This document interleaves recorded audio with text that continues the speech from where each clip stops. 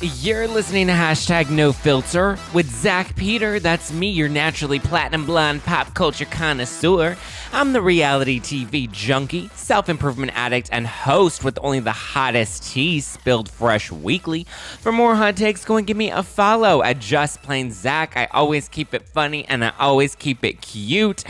And if you're like me and you want to stay up to date with the latest reality tea, just go and give us a follow at No Filter with Zack on the Instagram, or you can join our private Facebook group. The link is in the description below.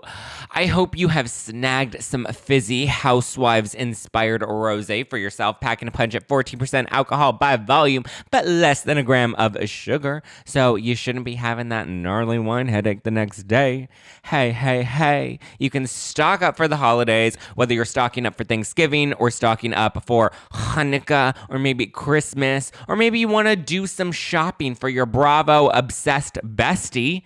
Go to nofilterwine.com. You can order a variety pack, or you can order the cities individually. We have Beverly Hills, we have Atlanta, we have New Jersey, and we have New York. So go right now, nofilterwine.com, and stock up. Also, if you haven't heard yet, my new merch is on sale at justplainzack.com. Dun, dun, dun, dun, dun, dun, dun. We have tea-spilling professional t-shirts, Zack Pack official university sweaters. We have No Filter hats. We have Liddy City tank tops. It's a good time, so head over to justplainzack.com/shop. That's justplainzack.com/shop to stock up on your merch so that you look cute and you stay comfy and warm all season long. justplainzack.com/shop. And the wine is available at nofilterwine.com. All right. Quick updates before we dive into all of the tea. Book club. There is no book club this week. 1, because I am traveling this week, and 2, because it is a holiday week. So we will not be doing book club this week, but we will be back next week, and we'll be breaking down parts 5 and 6. We'll be doing Real Housewives of DC and Real Housewives of Beverly Hills. I know it sounds like a lot because we're breaking down 2 parts, but it's essentially the same amount of pages we have normally been doing for the past 4 weeks. So you got 2 weeks to read your chapters. Same amount of pages. Stock up or catch up. Not All Diamonds and Rosé by Dave Quinn. I know some of you have said you've fallen behind, so now you have an extra week, and it's a holiday week, so you get to read Not All Diamonds and Rosé by Dave Quinn. We will be back next Tuesday at 6:30 p.m. Pacific, 9:30 Eastern. Not this Tuesday, so not the 21st, but the week after. We will be back. We also won't be doing a Thirsty Thursday tea spilling live on this Thursday night, because guess what? It's fucking Thanksgiving, and we're going to be so deep into a food coma, and we're going to be Liddy City, hopefully off of lots of No Filter wine, so there will not be a live this Thursday, but we'll end up taping it on probably Friday night. I think same time this Friday, we'll be going live on Instagram. It'll get rebroadcast and uploaded on YouTube and on the podcast, so you won't be missing anything, okay? Just know this Thursday, we're taking the day off for Thanksgiving. I hope you are spending time with family, or maybe a chosen family, maybe some friends, maybe you're doing a Friendsgiving, whatever the vibe is. I hope you're getting Liddy City and having a great time with lots of delicious gluten-free stuffing, because we love that gluten-free stuffing. Hey! All right. Kimberly Archie is going to be on the show this Wednesday. I taped a very good episode with her where she is spilling some major Girardi Keese tea. She formerly worked for Girardi Keese and knew Tom and would be on the personal chitty chat with Tom Girardi. And so she's coming on to spill some tea. She's also, you may remember her from the Hulu documentary, The Housewife and the Hustler. She was in that as well with Kathy Ruigomez, who is her best friend, Linda and Heather. Best friends. They are best friends, and she came on the show to talk about the Ruigomez family, how things are going within the bankruptcy, how they feel about Ronald Richards and Jay Edelson, where the attention really needs to be focused in the case, how she feels about Erica, Tom and the Ding Dong Ditch. We get into all of it, so get ready. It is, I believe we taped for just under an hour, so you get a full episode this Wednesday with Kimberly Archie. Stay tuned. That'll be coming out soon. Okay, today we're going to be breaking down the Jen Shah of it all. So I know we love the deep dives into the Girardis, which I was doing all year long. The Jen Shah case isn't nearly as like in depth or complicated. There isn't as much like statewide corruption. There isn't a wife that is taking the heat for all of this, except for Jen Shah, who is the alleged mastermind, according to the feds. But what I do want to focus on in today's episode is Stuart Smith, aka Stu. We know Stu. Stu is Jen Shah's assistant. We met him in I was going to name the season, but there's only been one season prior to this season. So we met him last season in season 1 of Real Housewives of Salt Lake City. Stu, he's her assistant, and she's just like, Stu, I don't care how you do it. Make me money. And it's also interesting that we're getting a lot more Stu in the second season of Real Housewives of Salt Lake City, where Stu is talking about how he loves Jen, and Jen's like, and I love you, and I've made so many sacrifices because I love you and my team, and I want to make sacrifices for my family and for your family and for all of our families, and I'm secretly ripping off all of these elderly people, and it's just, it's a sad time. But Stu, he was arrested with Jen Shah, and guess what? Stu appeared in court last week and made Jen Shah's case a lot worse for her. So let's break it down. As you know, we had Emily D. Baker on the show last week. She kind of talked about some of the charges against Jen Shah. She was on before Stu appeared in court, and she was also on before the Edelson case, the Edelson hearing with Erica. So that's why I'm doing an episode to catch you up on what happened with Stu, because he just made the water very, very murky, and Jen Shah is probably now going to have to do some serious prison time. She's not a jailbird. She's a prison bitch. So to recap, what is Jen Shah accused of exactly? So she would basically collect contact information, primarily phone numbers, which is why it's considered a telemarketing scheme. She would collect info from elderly people and then sell that info to these companies that would then pitch them on these fake business opportunities. Now, every time they would pitch them on a fake business opportunity, Jen would also make a commission off of whatever, Nana Gray over there gave to this fake company. Or, well, I guess the company wasn't fake, but the opportunities that they were pitching them were fake. So, basically, I always get those phone calls about, like, do you want to make money from your couch? Well, we can help you. And so Nana would answer a phone, and she'd be like, yeah, I want to make money from my couch. I'm retired. I'm bored. What do you think? What can you do for me?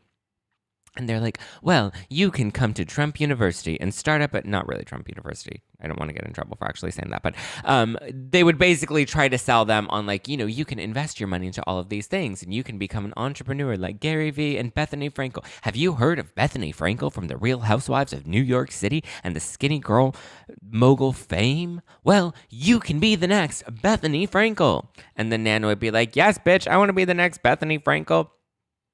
So anyway, they would sell Nana on the Bethany Frankel business, not really Bethany Frankel's business, but Nana would be like, okay, here, take my money. And then Jen Shah would get a cut for introducing this company to those leads. It's kind of like I would always get like those, do you want to clear your student loan debt? And like I literally get those every day. But luckily for me, I never graduated from college, so I don't need loans. I never took them out. I went to college for like 2 hot years, slept around campus with other students, not like literally on campus. Actually, I don't know. Maybe there were a couple of times on campus. I don't know. College was a fun time. I was the fun kid like Heather. Woo! But anyway, her legal team, Jen Shah's legal team, was gearing up to defend her in court by saying that she didn't know that these business leads were fake. That some of these elderly folks, or just victims in general, they weren't all elderly, although those were some of the ones that were targeted, and that's like a whole other class of crime when you target people over, I believe, 55. That's like a special sort of category of crime because you're taking advantage of people that are more vulnerable, more susceptible. So her legal team was going to be gearing up to be like, well, actually, some of these people did make some money off of these opportunities. Therefore, how was she to know that they were actually fake? Her job was just to deliver on these leads to these companies, and they would give her a little kickback if she made anything, like if she were an influencer. So it all just seemed, as Heather Gay put it, unsavory. But see, So I see where Jen was like, okay, I didn't realize these businesses were fake. I just handed over the info and, I was just, how was I to know what they were going to sell them? I believed that these businesses were fake. And like I said, homegirl Nana over there actually made $2 off of this business. So technically there was a profit for them to be made. But when buying data, you can select the demographic that you actually want. And in this case, these companies wanted elderly clientele. Like, basically, they were more susceptible to falling for an alleged telemarketing scheme, because they were going to buy into this because they don't know how Trump University works. They don't know how Bethany Frankel Business School works. So they were going to try and sell them on these schemes. I mean, on these business opportunities that were really just a scam. And so they were going to Jen and they wanted an elderly demo. Now, if you want an elderly demo, that kind of spells out a bit that you want to take advantage of elderly people, especially since that's not typically the demo that people go after. People want a millennial demo. People want a female demo because women have more buying power than men have. You want people in the target age range. So preferably late 20s, early 30s to early 40s, where they have a job, they have their career steady, they have a steady income. They're not like 21 busting all of their money on like UV or Smirnoff vodka and, putting Jolly Ranchers in them. God, I don't miss those days. I actually never fucked with that. I mean, I did drink UV vodka, but I never you know what I mean. Anyway, technically, if you're selling leads for this demo, it's a more susceptible demo. You kind of know what you're getting yourself into. But you can totally play Erica Girardi, play dumb, put your head in the sand and be like, I don't know. Look, turn the other cheek and don't ask questions. But furthermore, there are also charges in addition to the telemarketing scheme. There are charges of money laundering. This is where it gets a little more incriminating because that is a big red flag. If your business is legit, why would you need to launder the money? Ozark? Who are you, Jason Bateman? Come on, Jen Shah. Let's get with it. Get with the program, sister. It seems like they were funneling money through these shell companies. And so my question is, if you're so innocent, if this wasn't truly unsavory and it was, just fully delicious, then why shuffle the money? Why move the money around? Huh, Tom Girardi? Why move the money around? I want to see the books. So that catches you up on what's going on with Jen Shah. She pled not guilty. Originally, Stu pled not guilty, and he has now seemingly flipped on Jen Shah. Dun, dun, dun. Plot twist. Actually, Ronald Richards predicted this a few months ago, so kudos to him. 1 point for Ron Richards. So Jen Shah, as we know, was arrested alongside Stu. So we saw them both coming out of the courthouse in the paparazzi shots. Stu and Jen originally, like I said, pled not guilty. They gave their statements. They, were like, I'm innocent. Free Jen Shah. I didn't know that these were unsavory business practices. Last week, Stu changed his plea. And he said, hold up, judge. I am not guilty. Now I've decided to just mention it all. And guess what? I am guilty. Guilty as charged. He's admitted to lying under oath, which is basically obstructing justice. So that's another charge that's been racked up against him because he lied and said that he had no idea that, he had no idea what they're accusing him of is completely false. And he had no idea that these elderly victims were being ripped off by his business practices. He's likely going to say that he was lying to protect Jen. If I could make a prediction, I would say he was like, she was my boss. I loved her. We had a close and intimate relationship. I did this not only to save myself, but because I was trying to protect her as well. He's taking ownership of knowing exactly what they were doing now, preying on elderly victims and scamming them out of money. He filed a new statement in court and has owned up to everything, which makes things much, much, much worse for Miss Jen Shah. She was counting on Stu's testimony to really help her, and now it looks like his new testimony is going to hurt her. But now they have a whole list of people testifying against her, including former victims, former colleagues, people that have worked with Jen Shah in this business. I don't even know if you can really call it a business. It's like more of like a scheme. I don't really know how we would even refer to this, but Stu admitted in court to creating or working for several telemarketing companies that date back all the way to 2008. So from between 2008 and 2021, they were working on this BS baloney to take advantage of people.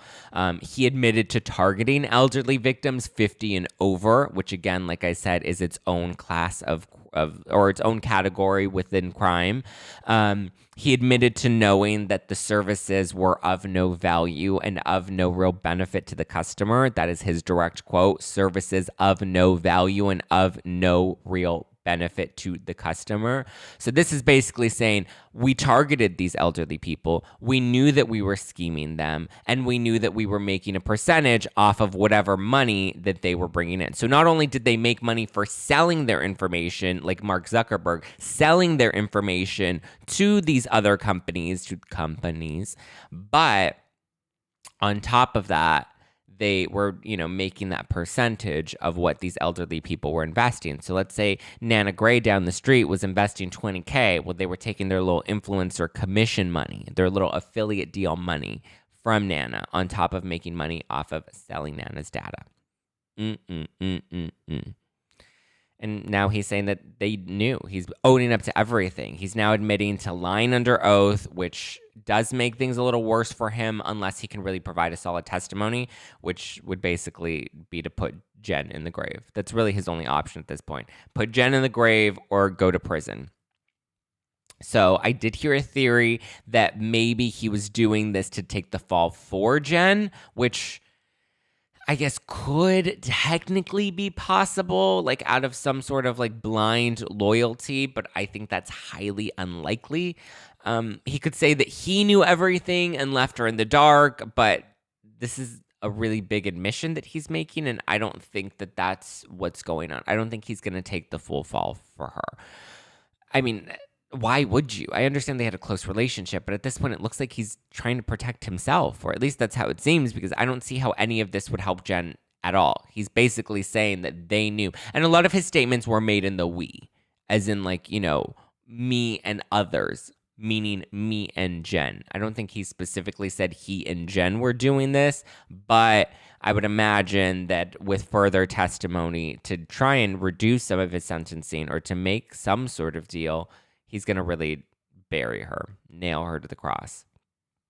I mean, and according to the feds, she is the ringleader of all of this. So I would imagine that they already have a solid case against her. Like I said, former colleagues and victims have all provided testimony against her already. This has been a years-long investigation. They've been looking into this since they've been investigating her specifically since at least, I believe, 2019. So right before they started filming for Salt Lake City is when all of this was happening. And even years prior to that, people were getting arrested, people were getting questioned. So she had to have known that at some point, the other shoe was going to drop. She had to have known that at some point, and I've tried to make this point before, but like, was it that she truly believed that she wasn't doing anything wrong and was that delusional? Or was she truly so egotistical that she thought that she was going to get away with this and she had no shame and no fear of coming on camera, flaunting this wealth, talking about her business so openly? Like I don't know. The other thing is, well, maybe she saw like Teresa Giudice and she was like, well, Teresa was able to go to prison and come back and live this life. Like maybe the fame is what she thought would help her. I mean, we know she's going on Watch What Happens Live. She's doing interviews. She's hashtagging free Jen Shah. She's reposting people that are supporting her. So she definitely seems a little delusional. She's joking on the show, saying that she needs to call Kim Kardashian. Her tagline is, the only thing I'm guilty of is being Shaw-mazing. So it might be the delusion side of it, or the egotistical side, or both. I mean, she definitely, I think, knows that she'll have somewhat of a job with Bravo as long as it actually will be interesting to see if Bravo continues to work with her. I understand the Teresa case where Teresa didn't know what Joe was doing. It was mostly just fraud, defrauding banks, defrauding the IRS. And then when it comes to Erica, at least with the narrative that she's painting, she really is making it seem like she had no idea that her husband was doing any of this. So Bravo, with their moral compass, is like, okay, well, we're not giving Tom Girardi the paycheck. We're not highlighting or glorifying Tom Girardi. We're just telling the story of Erica Girardi, Tom's wife, soon to be ex-wife, possibly, if this divorce can ever happen. So who knows? It's all very murky. There is an upcoming hearing, but right now Stu is facing up to 70 years in prison with the current charges that are against him, which again are participating in the telemarketing scheme, are the money laundering charge, and the obstructing of justice. His sentencing is currently set for March 3rd, 2022, so we will see how that plays out. I would imagine between now and then there would be some sort of deal that they work out, and he's going to work with the feds to try and nail her to the cross. I mean, they're already looking at Jen Shah as the ringleader, so if anything, having Stu's testimony will really be what solidifies it. It depends on how much his testimony is actually going to hold weight, because like I said, they do have a really strong case against her already. The feds don't mess around. They wouldn't be arresting her if they didn't have a stockpile of witnesses and testimonies and proof into what was actually going on. He is currently out on bail. I believe he has put up his house for collateral. Others that have testified and admitted to having a role in this scheme, or having pieces that were, related to this overarching telemarketing scheme. According to People, they were sentenced to 5 to 7 years in prison. So I don't know if Stu, it's probably unlikely that he's going to end up serving all 70 years of that sentence, but he's definitely probably going to be serving some time. Yeah, most definitely. Maybe, I don't think it's going to be 5 to 7. He's probably going to serve a couple more years. Jen Shah is probably also not going to be serving a full, I think she was also facing around like 50 plus years behind bars. Whether or not she serves all of that time, I don't think that'll be the case. She may end up trying to cut a deal herself. I think at this point, she has a hearing coming up, and I think that may be the smartest thing for her to do. It'll be more telling what's going to happen to her once we have the hearing, which will be coming up in a couple of months for her. I wonder if she'll take a deal or even consider it at this point, because like right now the case against her is looking really bad, but she's really trying to maintain her innocence. We now know that Stu is like, I straight up lied. Like, I was not telling the truth when I pled not guilty, and now I'm owning up. I'm owning it, like Lisa Rinna would want me to do. I'm owning it and letting you know that I was very well aware of what we were doing. I knew what we were doing. I was complicit in this. I was not doing this under duress. I did this willingly, knowingly, and without a conscience, clearly. So at this point, it sounds like Jen Shah should just like do something to save herself, because the fact that Stu turned on her, and we had to watch all of these recent episodes where we see them together and they're bonding. Obviously, I assume Bravo put all of that into the show because of the arrest that was coming up. But I mean, at this point, there's no way she's gonna get away scot-free. I don't foresee that happening at all. I mean, even if Stu did take the fall for her, I would imagine that there would still have to be, like, she still had involvement, whether she did it knowingly or not. There is still involvement. I don't think he's taking the fall for her. I think he's taking her down, and it'll be interesting to figure out, like, well, what was the motive? Was there more to this story? Was there more to this relationship? Did they play it up for the cameras? Obviously, we saw the leaked audio and video of her screaming at her staff, so we knew she had this volatile, aggressive, angry side to her. I imagine right now she's melting behind closed doors. Behind the scenes, I imagine her head has been spinning all weekend, because Stu was her best defense. Stu was the person that knew her the best, worked with her the closest. So, like I said, it's not looking good for her. It'll be interesting. I'm curious what Heather and Whitney are thinking about all of this. Obviously, we know that they have been defending her. Heather Gay was just on Watch What Happens Live a few weeks ago, talking about how she didn't fully understand Jen's business. She just thought it was a little unsavory, as she said to Auntie Cohen. But it will be interesting to see if they continue to support her, because they're very much like, she's our friend, we're going to support her until the end. She says she's innocent, so we want to believe that she's innocent. But it's like, what do you do when you actually find out that your friend has been lying to you and is not actually innocent? Or does Jen Shah really believe that she is innocent? Because that could be part of it too. Like, she could be like, it wasn't the most ethical, but it's not illegal. And we know that there are a lot of those things where it's unethical, but it still falls within the realm of being legal necessarily. So she could really believe that she has not done anything illegal. But again, when you have a big case like this against you, at some point you have to face the music, my babe, and it's not looking good for you at all. Meredith still seems very, not only unbothered, but I think beyond like the scene of her in the bathtub being unbothered, now she's like really loving it and relishing in it. She definitely has been active on Twitter. I want to have her on the podcast because I feel like that would be a lot of fun to really pick her brain about this whole Jen Shah stuff. It's getting juicy. It's Miss Juicy, baby.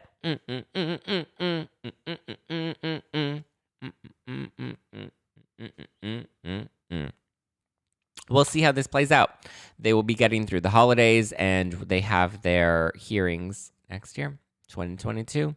Let's see what it do, boo. What it do, boo.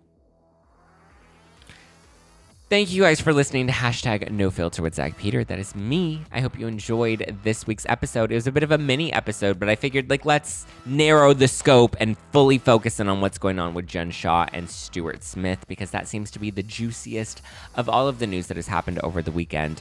Stay tuned. I'm pretty sure there'll be more updates, not just on Jen Shah, but on all of our other favorite Bravo Lebs, which you can always stay up to date with at NoFilter with Zack on the Instagram. Like I said, no lives until this Friday, so you can just enjoy your week with your family or your travels. Or if you're like me and getting ready to decorate and cook and do all this stuff, then, it's going to be a fun week ahead. Hopefully you catch up on Not All Diamonds and Rosé. We will be returning with book club next Tuesday. Let me give you the actual date for that. Next Tuesday, which is the 30th.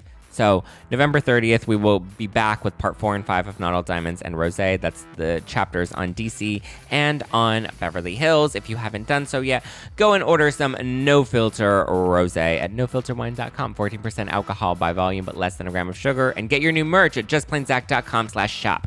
Yeah, get it. Ow. Throw them hips, girl. Love ya, mean it, bye.